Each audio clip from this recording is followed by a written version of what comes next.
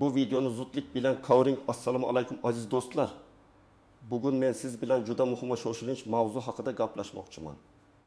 Hozirgi kunda millionlab insonlarning hayoti, moliyaviy barqarorligi va shaxsiy ma'lumotlari to'g'ridan-to'g'ri xavf ostida turibdi. Men bu gaplarni shunchaki havoga aytayotganim yo'q, balki so'nggi paytlarda kuzatilayotgan xavflarning misli ko'rilmagan darajada o'sib borishi, ularning murakkabligi va oqibatlari haqida gapiraman. Sizning hayotingizda farzandlaringiz, ota-onangiz hayotida yuz berishi mumkin bo'lgan jiddiy muammolarning oldini olish uchun bu videoni oxirigacha diqqat bilan tomosha qilishingiz shart. Har bir daqiqa muhim, har bir ma'lumot sizning va yaqinlaringizning xavfsizligi uchun oltin qiymatga ega. Shuning uchun iltimos diqqatingizni jamlang. Agar hozirda bunday jiddiy mavzuni o'tkazib yuborishni istamasangiz, kanalimga obuna bo'lishni va ushbu videoga like bosishni unutmang. Bu video imkon qadar ko'proq odamlarga yetib borishi kerak, chunki bu ma'lumotlar hayotiy ahamiyatga ega. Asosiy muammo avval qanday edi va hozir nima o'zgardi? Avvallari, ya'ni bir necha yil oldin internetda o'zimizni ancha xavfsiz his qilardik. Firibgarliklar soddaroq bo'lib, ularni osongina aniqlash mumkin edi. Masalan, Nigeriya shahzodasidan maktub kabi umumiy xabarlar orqali yoki shunchaki yomon grammatikaga ega elektron pochta xabarlari orqali pul undirishga urinishlar ko'p uchrar edi. Ko'pchilik odamlar bu kabi urinishlarga e'tibor bermas, ularni shunchaki hazil yoki bema'ni urinish deb hisoblar edi. Banklar va boshqa moliyaviy muassasalar o'z mijozlarini ogohlantirib, hech qachon shaxsiy ma'lumotlaringizni pochta orqali yoki noma'lum manbalar orqali bermang kabi oddiy qoidalarni tushuntirar edi. Odamlar o'z pullarini an'anaviy bank kartalari va naqd pul orqali boshqarishga o'rgangan edi. Raqamli to'lovlar va onlayn banking unchalik keng tarqalmagan edi. Shaxsiy ma'lumotlarni himoya qilish asosan jismoniy hujjatlarni saqlash bilan bog'liq edi. Ammo hozir vaziyat butunlay o'zgardi. Biz raqamli asrda yashayapmiz. Bu yerda deyarli har bir harakatimiz internet bilan bog'liq. Smartfonlarimiz, internetga ulangan maishiy texnika, aqlli uylar, onlayn to'lov tizimlari, ijtimoiy tarmoqlar va messenjerlar kundalik hayotimizning ajralmas qismiga aylandi. Bu esa firibgarlik va kiberjinoyatlarning yangi misli ko'rilmagan darajadagi murakkab va xavfli shaklarini keltirib chiqardi. Bugungi kunda firibgarlar shunchaki tasodifiy kishilarga xabar yuborishmaydi, balki juda aniq shaxsiy va ishonchli ko'rinishga ega hujumlar uyushtirishadi. Ularning texnologiyalari va usullari shu qadar rivojlandiki, hatto eng ehtiyotkor va bilimli odam ham xavf ostida qolishi mumkin. Sun'iy intellekt, AI, deepfake texnologiyalari, murakkab ijtimoiy injeneriya usullari bularning barchasi firibgarlarning arsenalini to'ldirdi va ularni yanada kuchliroq qildi. Endi siz nafaqat yomon grammatikaga ega xabarlardan ehtiyot bo'lishingiz kerak, balki sizga tegishli bo'lgan, sizning yaqinlaringiz ovozi bilan gapiradigan davlat idorasining rasmiy xatiga o'xshash xabarlardan ham ogoh bo'lishingiz lozim. Ma'lumotlarning o'qib chiqishi, data breaches tobora odatiy holga aylanmoqda. Bu esa firibgarlarga siz haqingizdagi ma'lumotlarni osongina qo'lga kiritishga imkon beradi. Bu esa ular sizga qaratilgan hujumlarni shaxsiylashtirishda foydalanadi. Shu sababli eski xavfsizlik tushunchalari va oddiy ehtiyot choralarini qo'llash yetarli emas. Biz hammamiz yangi tahdidlarga qarshi kurashish uchun bilimlarni yangilashimiz va xavfsizlikka bo'lgan yondashuvimizni tubdan o'zgartirishimiz shart. Asosiy qism nimalarni bilish kerak, kimlar xavotirlanish kerak va kimlar kamroq xavf ostida bo'lishi mumkin? Nimalarni bilish kerak? Bugungi kunda raqamli tahdidlar juda xilma-xil va ular doimiy ravishda rivojlanib boradi. Shuning uchun har birimiz ushbu tahdidlarning asosiy turlarini va ularning qanday ishlashini tushunishimiz kerak. 1. Phishing, ya'ni ma'lumot ovlash. Bu eng keng tarqalgan hujum turlaridan biridir. Firibgarlar o'zlarini ishonchli tashkilotlar, masalan, banklar, davlat idoralari, yirik kompaniyalar yoki hatto sizning yaqinlaringiz deb ko'rsatib, sizdan shaxsiy ma'lumotlarni, loginlar, parollar, bank karta raqamlari, PIN kodlar, pasport ma'lumotlari olishga harakat qilishadi. Ular sizga elektron pochta, SMS, messenjerlar orqali xabar yuborishi mumkin. Bu xabarlarda ko'pincha shoshilinch xabar, ogohlantirish yoki jozibador taklif bo'ladi. Qanday ishlaydi? Sizga bank nomidan hisobingiz bloklandi, uni tiklash uchun ushbu havolaga o'ting degan xabar keladi. Havola bankning rasmiy saytiga o'xshash bo'ladi, lekin aslida bu firibgarlarning soxta sayti bo'ladi. Siz u yerga ma'lumotlaringizni kiritishingiz bilan ular firibgarlar qo'liga tushadi. Ba'zan ular sizning elektron pochtangizga to'lov tizimlaridan kelganligini da'vo qilib, sizning to'lov karta ma'lumotlaringizni yangilashni so'rashi mumkin. Real hayotdan misollar. Misol 1. Toshkentlikdan 5 yoshli tadbirkor Alisher aka bankdan kelganiga o'xshash elektron pochta xabari oldi. Xabarda uning hisobida shubhali tranzaksiya aniqlangani va zudlik bilan tizimga kirib ma'lumotlarni tasdiqlash kerakligi aytilgan edi.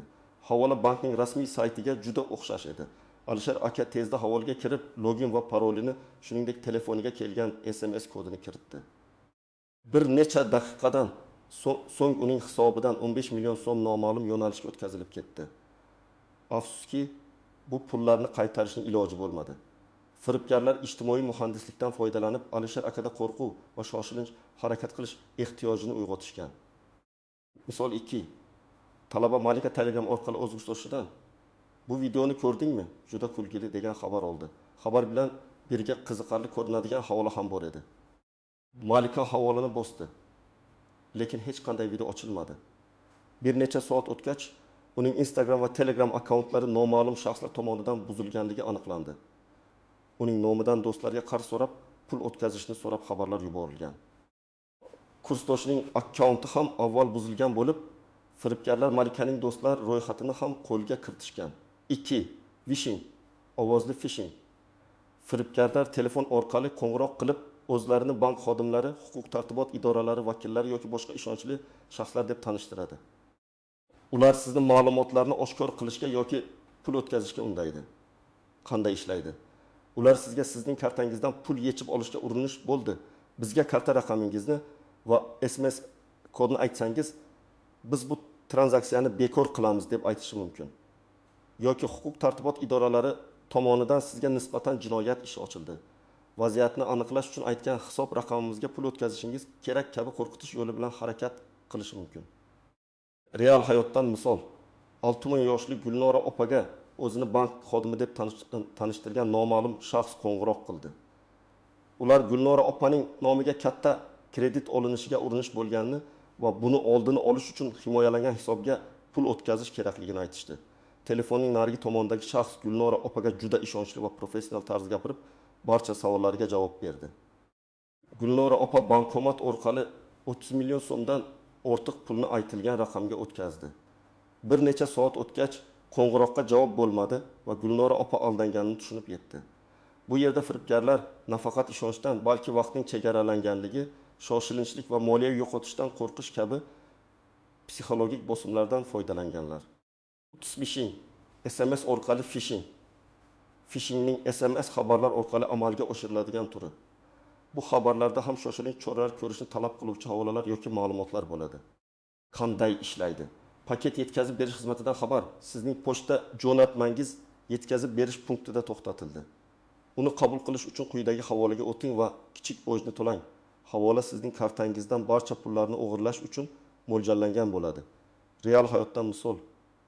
30 yoshli Diyorbekka SMS orqali o'zini pochta xizmati deb tanishtirgan noma'lum raqamdan xabar keldi. Xabarda uning nomiga kelgan jo'natma qayergadir tiqilib qolgani va uni ozgina to'lov evaziga ozod qilish mumkinligi aytilgan edi.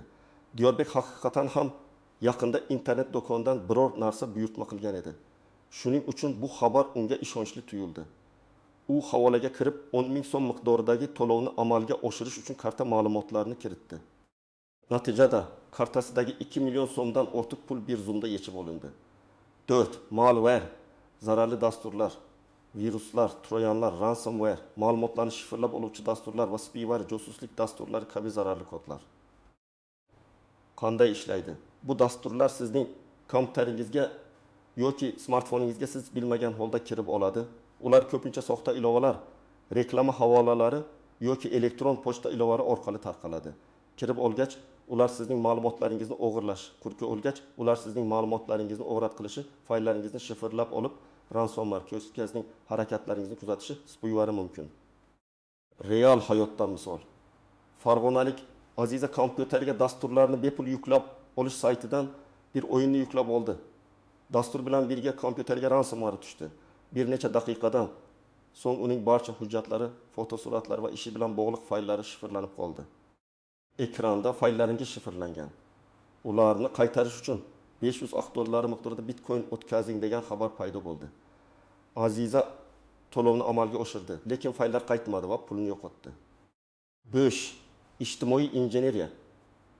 Bu firibgarlarning psixologik manipulyatsiya orqali sizni xato qilishga undash usulidir. Ular ishonch, qo'rquv, shoshilinchlik yoki ochko'zlik kabi insoniy his-tuyg'ulardan foydalanadi. Qanday ishlaydi? Yuqorida aytilgan phishing, vishing va smishingning ko'pchilik turlari ijtimoiy injeneriyaga asoslangan. Masalan, qarindoshingiz og'ir ahvolda yoki tezda pul kerak, telefonim buzildi kabi xabarlar orqali yaqinlaringiz nomidan pul so'rash. Real hayotdan misol. Samarqandlik Otabekka Instagram orqali do'stining akkauntidan xabar keldi. Do'sti u bilan shoshilinch ravishda pul so'radi. Chunki mashinasi buzilib, ustiga pul kerak edi. Otabek do'stini yaxshi bilganligi sababli unga darhol 2 million so'm o'tkazib yubordi. Keyinchalik ma'lum bo'lishicha, do'stining akkaunti buzilgan bo'lib, firibgarlar uning nomidan ko'plab odamlarga shu kabi xabarlar yuborishgan. 6. Deepfake firibgarliklari bu sun'iy intellekt yordamida yaratilgan soxta videolar yoki audio yozuvlar bo'lib, ular haqiqiy odamning ovozi yoki ko'rinishini taqlid qiladi. Qanday ishlaydi? Firibgarlar sizning yaqiningizning, masalan, farzandingizning ovozini yoki videosini deepfake texnologiyasi orqali yaratib, sizga qo'ng'iroq qilishi mumkin.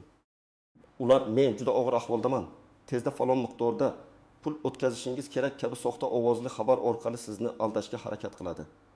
Bu juda xavfli, chunki insonning yaqin kishisining ovozi yoki yuzini ko'rib, shubhalanish juda qiyin bo'ladi. Real hayotdan misol, onasi Nargiza opaga o'g'li nomidan video qo'ng'iroq keldi. Videoda o'g'lining yuzi g'alati va sal qotib qolgan bo'lsa ham, u aynan o'g'liga o'xshardi va uning ovozi bilan gapirib, avariya sodir bo'lganini va qon puli uchun zudlik bilan pul kerakligini aytdi. Nargiza opa o'g'lining yuzini ko'rib, ovozini eshitganidan keyin hech narsadan shubhalanmadi va zudlik bilan aytilgan hisob raqamiga katta miqdorda pul o'tkazdi. Keyinchalik o'g'li bilan gaplashganida u hatto bu qo'ng'iroq haqida bilmasligi ma'lum bo'ldi. Bu yangi va juda xavfli firibgarlik turi. 7. SIM kartani almashtirish, SIM swapping. Firibgarlar sizning mobil operatoringizni aldab, sizning SIM kartangizni boshqa SIM kartaga o'tkazishadi. Natijada sizning telefon raqamingiz ularning nazoratiga o'tadi. Qanday ishlaydi? Ko'plab banklar va onlayn xizmatlar kirish uchun SMS kodlaridan foydalanadi. Agar firibgarlar sizning SIM kartangizni egallab olishsa, ular sizning bank hisoblaringizga, ijtimoiy tarmoqlaringizga va boshqa xizmatlarga kirish uchun SMS kodlarini qabul qila oladi. Real hayotdan misol. 35 yoshli Farhod do'stlari bilan suhbatlashayotganda to'satdan telefonda aloqa uzilib qoldi. U bunga unchalik e'tibor bermadi, lekin yarim soat o'tgach bankdan uning hisobidan katta miqdorda pul yechib olingani haqida SMS keldi. Farhod mobil operatoriga murojaat qilganda uning SIM kartasi firibgarlar tomonidan boshqa shaxsga o'tkazilgani ma'lum bo'ldi. Firibgarlar Farhodning shaxsiy ma'lumotlarini qandaydir yo'l bilan qo'lga kiritib, mobil operatorning filiali orqali SIM kartani o'zlariga rasmiylashtirib olishgan. Kimlar xavotirlanishi kerak? Ochiq aytish kerakki, bugungi kunda internetga kirish imkoni bo'lgan smartfoni, bank kartasi va onlayn to'lov tizimlaridan foydalanadigan har bir inson xavotirlanishi kerak. Hech kim to'liq xavfsiz emas. Keksalar, ular ko'pincha raqamli texnologiyalar bilan unchalik tanish bo'lmagani uchun firibgarlik qurboni bo'lishi ehtimoli yuqori. Ular ko'pincha ishonuvchan bo'ladilar va shoshilinch chaqiriqlarga javob berishga moyil bo'ladilar. Yoshlar va bolalar, ular onlayn o'yinlar, ijtimoiy tarmoqlar va turli ilovalar orqali ko'p vaqt o'tkazadilar. Ularda firibgarlik sxemalarini aniqlash tajribasi yo'q. Shuningdek, ularning o'z shaxsiy ma'lumotlarini internetda himoya qilish ko'nikmalari yetarli bo'lmasligi mumkin. Tadbirkorlar va kompaniya rahbarlari, ular moliyaviy aktivlarga ega bo'lgani uchun firibgarlarning asosiy nishoniga aylanishi mumkin. Ular ko'pincha murakkab phishing hujumlari va ransomware hujumlari ostida qoladi. Oddiy aholi, kim bank kartasiga ega bo'lsa, internetdan foydalansa, messenjerlarda muloqot qilsa, onlayn xizmatlardan foydalansa, har bir kishi potensial nishon hisoblanadi. Kimlar kamroq xavf ostida bo'lishi mumkin, lekin baribir ehtiyot bo'lishlari shart. To'liq xavfsiz bo'lgan hech kim yo'q, lekin quyidagi toifadagi odamlar xavfni sezilarli darajada kamaytira oladi. yuqori raqamli savodxonlikka ega bo'lganlar, texnologiyalardan xabardor xavfsizlik protokollarini tushunadigan va doimiy ravishda o'z bilimlarini yangilab turadigan shaxslar, ko'p qatlamli himoya usullarini qo'llaydiganlar. Masalan, hamma joyda ikki faktorli autentifikatsiyadan foydalanadiganlar, hatto SMS orqali emas, balki maxsus ilovalar yoki jismoniy kalitlar orqali kuchli va noyob parollarni ishlatadiganlar, muntazam ravishda tizimlarini yangilaydiganlar, doimiy ravishda shubhali bo'ladiganlar, har qanday xabar, qo'ng'iroq yoki havolaga shubha bilan qaraydigan, tezda tekshirishga harakat qiladiganlar, shaxsiy ma'lumotlarni internetda minimal darajada oshkor qiladiganlar, ijtimoiy tarmoqlarda o'zlarining shaxsiy hayotlari haqida kam ma'lumot beradiganlar, ortiqcha ilovalarni o'rnatmaydiganlar. Esda tuting, bu shunchaki xavfni kamaytirish, to'liq yo'q qilish emas. Hattoki eng tajribali kiber xavfsizlik mutaxassislari ham vaqti bilan murakkab firibgarlik sxemalariga duch kelishadi. Shuning uchun hushyorlikni aslo yo'qotmaslik kerak. Asosiy qism 2. Qoidalardagi istisnolar, tuzoqlar va noaniq nuanslar. Bu yerda biz oddiy qoidalar doirasidan tashqarida bo'lgan firibgarlik sxemalarining murakkab jihatlari va yashirin xavflari haqida gaplashamiz. Ba'zan hatto eng ehtiyotkor odam ham o'zini noqulay ahvolda topishi mumkin. Qoidalardagi istisnolar ba'zi xizmatlarning o'rnatilgan himoyasi, ba'zi yirik xalqaro banklar yoki to'lov tizimlari, masalan PayPal, ba'zi kriptovalyuta birjalari o'zlarining murakkab ichki himoya tizimlariga ega bo'lishi mumkin. Ular shubhali tranzaksiyalarni avtomatik ravishda bloklaydi yoki mijozni tasdiqlash uchun qo'shimcha choralar ko'radi. Biroq bu ipidagi himoya degani emas, chunki firibgarlar har doim bu tizimlarni aylantirib o'tish yo'llarini qidiradi. Masalan, bank shubhali tranzaksiyani blokladi, lekin firibgar sizni qo'ng'iroq qilib, bank xodimi sifatida o'sha blokni olib tashlashga undaydi. Maxsus xavfsiz qurilmalar yoki operatsion tizimlar. Ba'zi operatsion tizimlar, masalan, Apple iOS yoki Linuxning ba'zi versiyalari boshqalarga qaraganda, masalan, Windowsning eski versiyalari virus va zararli dasturlarga nisbatan yuqori darajada himoyalangan. Ammo bu ularni mutlaqo daxlsiz qilmaydi. Har bir tizimda zaifliklar mavjud va ularni topishga harakat qiluvchi kiber jinoyatchilar doim bo'ladi. Qurilma qancha yangi va yangilangan bo'lsa, u shuncha xavfsiz bo'ladi. Eski qurilmalar va dasturlarda ko'pincha tuzatilmagan zaifliklar mavjud bo'ladi. Tuzoqlar va noaniq nuanslar men. Haddan tashqari o'ziga ishonch. Menda bunday bo'lmaydi degan fikr juda xavfli. Ko'pchilik o'zini aqlli yoki firibgarlik sxemalarini osonlikcha aniqlay oladigan deb hisoblaydi. Ammo firibgarlar psixologik manipulyatsiya bo'yicha mutaxassislar bo'lib, ular insonning zaif tomonlarini topa oladi. Hattoki kiber xavfsizlik sohasidagi mutaxassislar ham chalg'ib qolishi mumkin. Chunki hujumlar tobora murakkablashmoqda. Eng asosiysi doimo shubhali bo'lish. 2. Yangilanishlarni e'tiborsiz qoldirish. Operatsion tizimlar, brauzerlar, ilovalar va boshqa dasturiy ta'minotlar muntazam ravishda yangilanib turadi. Bu yangilanishlar ko'pincha yangi funksiyalarni qo'shibgina qolmay, balki aniqlangan xavfsizlik zaifliklarini ham tuzatadi.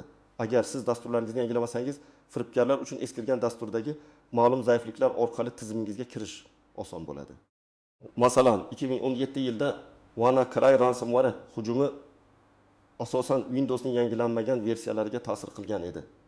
Chunki Microsoft bu zaiflikni allaqachon tuzatgan bo'lsa-da, ko'pchilik foydalanuvchilar o'z tizimlarini yangilashga ulgurmagan edi. O'ch, internetda ortiqcha ma'lumot almashish, hatto arzimasdek tuyulgan ma'lumotlar ham firibgarlar uchun foydali bo'lishi mumkin. Masalan, ijtimoiy tarmoqlarda tug'ilgan kuningiz, maktabingiz, sevimli hayvoningiz nomi, oilaviy suratlar kabi ma'lumotlarni joylashtirish. Bu ma'lumotlar ko'pincha parolni tiklash uchun ishlatiladigan xavfsizlik savollariga javob bo'lib xizmat qiladi. Firibgarlar bu ma'lumotlardan foydalanib, sizning shaxsiy sahifalaringizga kirishi yoki hatto sim kartangizni almashtirish uchun mobil operatoringizga murojaat qilishi mumkin. 4. Juda yaxshi takliflar ishonish. Agar biror taklif haqiqat bo'lishi uchun juda yaxshi tuyulsa, u ehtimol yolg'ondir. Masalan, bepul pul mukofoti, katta miqdordagi meros, kam foizli kreditlar, tez va oson kabi takliflar ko'pincha firibgarlikning belgilaridir. Ular sizdan avvalga kichik miqdorda pul so'rab, keyin butunlay yo'q bo'lib ketadi. 5. Zaif va takroriy parollardan foydalanish. Ko'plab odamlar bir xil parolni bir nechta xizmatlar uchun ishlatadi. Agar firibgarlar biror saytning ma'lumotlar bazasini buzib, parolingizni qo'lga kiritsalar, ular shu parol orqali boshqa barcha akkauntlaringizga ham kirishga urinadi. 1226 password, qerti kabi parollar osonlik bilan buziladi. 6. Ommaviy Wi-Fi tarmoqlarining xavflari. Kafe, aeroport, mehmonxona kabi jamoat joylaridagi bepul Wi-Fi tarmoqlari ko'pincha xavfsiz emas. Firibgarlar bunday tarmoqlarga osongina kirib, sizning ma'lumotlaringizni, parollar, bank ma'lumotlari ushlab olishi mumkin. Hattoki ular soxta Wi-Fi nuqtasini yaratib, sizni o'zlarining nazorati ostidagi tarmoqqa ulanishga undashi mumkin. 7. Rasmiy ko'rinadigan aloqalarga so'zsiz ishonish. Firibgarlar rasmiy logotiplar, yozish uslublari va hatto hukumat idoralari yoki yirik korporatsiyalarning dizaynini mukammal taqlid qila oladi. Shuning uchun xabar kimdan kelganidan qat'iy nazar uning haqiqiyligini tekshirish muhimdir. Masalan, sizga Davlat soliq qo'mitasidan kelganiga o'xshash xabar keldi.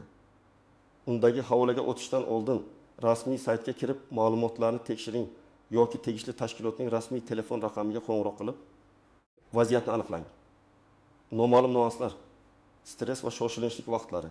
Firibgarlar ko'pincha odamlar ruhiy tushkunlikda bo'lgan stressli vaziyatlarda, masalan, bayramlar arafasida, favqulodda vaziyatlarda, moliyaviy qiyinchiliklar vaqtida hujum qilishadi.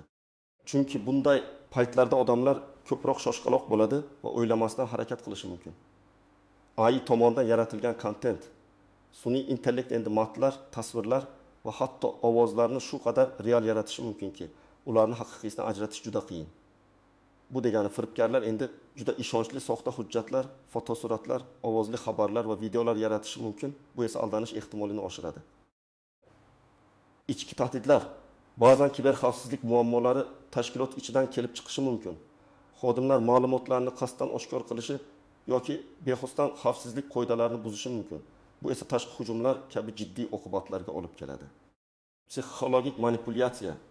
Firibgarlar sizda ishonch uyg'otish uchun avvaliga arzimas narsalar haqida gaplashishi, keyin esa asta-sekin sizdan muhim ma'lumotlarni so'rashi mumkin. Ular qo'rquv, agar hozir harakat qilmasangiz pulingizni yo'qotasiz, ochko'zlik, tez va oson boylik orttirish imkoniyati yoki shoshilinchlik, oxirgi imkoniyat, hoziroq harakat qiling kabi his tuyg'ularni kuchaytirishga harakat qilishadi. Firibgarlik ta'minot zanjiri. Ba'zida siz bevosita firibgarlik qurboni bo'lmasangiz ham, siz haqingizdagi ma'lumotlar boshqa joylardan, masalan, ro'yxatdan o'tgan veb saytning buzilishi, ma'lumot brokerlari orqali firibgarlar qo'liga tushishi mumkin. Keyinchalik bu ma'lumotlar sizga qaratilgan hujumlarda foydalanilishi mumkin. Ushbu murakkabliklar va nuanslarni tushunish sizni raqamli tahdidlardan himoya qilishda juda muhimdir. Amaliy maslahatlar. Tomoshabin nima qilishi kerak? Endi eng muhim qismga keldik. Qanday qilib o'zingizni himoya qilasiz? Har bir inson bajarishi kerak bo'lgan aniq qadamlar mavjud. Nima qilish kerak? Burun. 2 faktorli autentifikatsiyani 2FA hamma joyda yoqing. Bu sizning akkauntlaringiz uchun qo'shimcha himoya qatlami hisoblanadi. Parolingiz o'g'irlansa ham ikkinchi omil, telefoningizga kelgan kod, maxsus ilovadagi kod yoki USB kalit bo'lmasa firibgarlar kira olmaydi. Tafsilotlar. SMS orqali keladigan kodlar SIM swapping hujumlari tufayli unchalik ishonchli emas. Authenticator ilovalari, masalan Google Authenticator, Auth yoki jismoniy xavfsizlik kalitlari, masalan UBK ancha xavfsizroq hisoblanadi. Banklar, elektron pochta, ijtimoiy tarmoqlar, to'lov tizimlari, bularning barchasida 2FA ni yo'qing. Qanday qilib yo'qish? Har bir xizmatning sozlamalar settings bo'limida xavfsizlik, security yoki maxfiylik, privacy punktini topping va 2 faktorli autentifikatsiya, two factor authentication bandini yo'qing. 2 kuchli va noyob parollardan foydalaning, parol menejeridan foydalaning. Har bir xizmatingiz uchun turli xil murakkab parollar yaratish juda muhim. Tafsilotlar. Parollar kamida 12 belgidan iborat bo'lishi kerak. Ular harflar, katta va kichik, raqamlar va maxsus belgilar fondi aralashmasidan iborat bo'lsin. Hech qachon shaxsiy ma'lumotlarni tug'ilgan sana, ism, familiya parolda ishlatmang. Parol menejerlari, LastPass, InPassword, Bitwarden kabi dasturlar minglab murakkab parollarni yaratib, ularni xavfsiz saqlaydi va sizga faqat bitta asosiy parolni eslab qolish kifoya qiladi. Bu juda qulay va xavfsiz. Doimo shubhali bo'ling va tekshiring. Har qanday shubhali xabar, qo'ng'iroq yoki havolaga shubha bilan qarang. Tafsilotlar. Agar sizga bankdan yoki davlat idorasidan qo'ng'iroq qilsalar, darhol ishonmang. Suhbatingizni tugatib, o'zingiz bankning yoki tashkilotning rasmiy raqamiga xabar orqali emas, balki bankning rasmiy veb-sayti raqamiga qo'ng'iroq qiling va vaziyatni tekshiring. Elektron pochta xabarlaridagi havolalarga bosishdan oldin so'ng sichqoncha kursorni havola ustiga olib boring, bosmasdan, va uning qaysi manzilga olib borishini tekshiring. Agar u rasmiy saytga o'xshamasa, unga kirmang. Dasturiy ta'minotni muntazam ravishda yangilang. Operatsion tizimlar, brauzerlar, ilovalar va antivirus dasturlarini har doim eng so'nggi versiyada saqlang. Tafsilotlar. Yangilanishlar ko'pincha xavfsizlik zaifliklarini tuzatadi. Avtomatik yangilanish funksiyasini yo'qib qo'ying. 5. Muhim ma'lumotlarni zaxiralash, backup, shaxsiy fotosuratlar, ish hujjatlari kabi muhim ma'lumotlaringizni muntazam ravishda zaxiraga oling. Tafsilotlar buni tashqi qattiq diskda, bulutli xizmatlarda, Google Drive, Dropbox yoki boshqa xavfsiz joyda qiling. Agar ransomware hujumi sodir bo'lsa, zaxira nusxalari yordamida ma'lumotlaringizni yo'qotmaysiz. 6. Jamoat Wi-Fi tarmoqlaridan ehtiyotkorlik bilan foydalaning, VPN ishlatishni o'rganing. Jamoat Wi-Fi tarmoqlarida muhim operatsiyalarni, bankka kirish, parollarni kiritish amalga oshirmang. Tafsilotlar: agar foydalanishga majbur bo'lsangiz, virtual shaxsiy tarmoq VPN dan foydalaning. VPN sizning internet trafigingizni shifrlaydi va uni firibgarlardan himoya qiladi. 7. Shaxsiy ma'lumotlarni almashishda ehtiyot bo'ling. Ijtimoiy tarmoqlarda ortiqcha ma'lumotlarni joylashtirmang. Tafsilotlar: telefon raqami, manzil, tug'ilgan sana, bank kartasi raqami, pasport ma'lumotlari kabi ma'lumotlarni hech kimga bermang, ayniqsa internet orqali. Ijtimoiy tarmoqlardagi maxfiylik sozlamalarini privacy settings tekshiring va ularni maksimal darajada kuchaytiring. 8. O'zingizni va yaqinlaringizni o'qiting. Kattalar va bolalarga raqamli xavfsizlik asoslarini o'rgating. Tafsilotlar: ayniqsa keksalar va bolalar firibgarlik qurboni bo'lishga moyil. Ularga qanday xabarlarga ishonmaslik kerakligini, notanish shaxslar bilan ma'lumot almashmaslik kerakligini tushuntiring. Ularga shubhali holatlarda sizga murojaat qilishni o'rgating. 9. Bank hisoblaringizni va kredit hisobotlaringizni kuzatib boring. Bank hisobingizdagi g'ayrioddiy harakatlarni doimiy ravishda tekshirib turing. Tafsilotlar: agar siz bank hisobingizda shubhali tranzaksiyalarni ko'rsangiz, darhol bankingizga murojaat qiling. Agar firibgarlikdan shubhalansangiz yoki qurboni bo'lsangiz, nima qilish kerak? Aloqani uzing. Agar firibgar bilan gaplashayotgan bo'lsangiz, darhol aloqani uzing. Agar havolga kirgan bo'lsangiz, sahifani yoping. 2. Parollarni o'zgartiring. Agar ma'lumotlaringiz buzilgan deb hisoblasangiz, darhol barcha tegishli akkauntlaringizning parollarini o'zgartiring. Ayniqsa bank, pochta va ijtimoiy tarmoqlardagilarni. 3. Bankni xabardor qiling. Agar bank kartangiz ma'lumotlari o'g'irlangan bo'lsa yoki shubhali pul o'tkazmalari bo'lsa, darhol bankingizning ishonch telefoniga qo'ng'iroq qilib, kartangizni bloklatib qo'ying. 4. Huquq tartibot idoralariga murojaat qiling. Firibgarlik qurboni bo'lganingizda zudlik bilan ichki ishlar bo'limiga ariza bilan murojaat qiling. Kiber jinoyatlar bo'limi ham mavjud bo'lishi mumkin. Qayerga murojaat qilish kerak? Qanday hujjatlarni to'plash kerak? Ichki ishlar vazirligi, militsiya, firibgarlik holatlari bo'yicha eng asosiy murojaat nuqtasi. Ular shikoyatingizni qabul qiladi va tergov boshlashi mumkin. Bankning xavfsizlik bo'limi: agar moliyaviy firibgarlik sodir bo'lsa, bankning o'zi ham tergov o'tkazishi va sizga yordam berishi mumkin. Har bir bankning o'zining xavfsizlik xizmati yoki firibgarlikka qarshi kurash bo'limi mavjud. Ularga zudlik bilan qo'ng'iroq qiling. Mobil aloqa operatori: agar sim kartangiz almashtirilgan bo'lsa, sim swapping mobil operatoringizga murojaat qilib, sim kartangizni bloklatib qo'ying va qayta tiklashga urinib ko'ring. Qanday hujjatlarni to'plash kerak? Screenshotlar: agar sizga firibgarlik xabarlari kelgan bo'lsa, elektron pochta, SMS, messenjerlar, ularning screenshotlarini oling. Bu firibgarlikning dalili bo'ladi.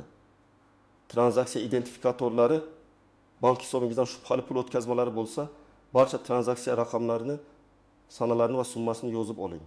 Aloqa jurnallari: agar firibgar bilan telefon orqali gaplashgan bo'lsangiz, qo'ng'iroq vaqtini, raqamini yozib oling. Xat yozishmalarining elektron pochta, messenjer saqlangan nusxalari ham muhim. Politsiya bayonoti: ichki ishlar bo'limiga yozgan arizangizning nusxasini saqlab qo'ying. Bu bank bilan muloqotda yoki boshqa muassasalar bilan ishlashda kerak bo'ladi. Bu ma'lumotlar huquq tartibot idoralari va banklarga tergov o'tkazishda yordam beradi va sizning huquqlaringizni himoya qilish uchun asos bo'ladi.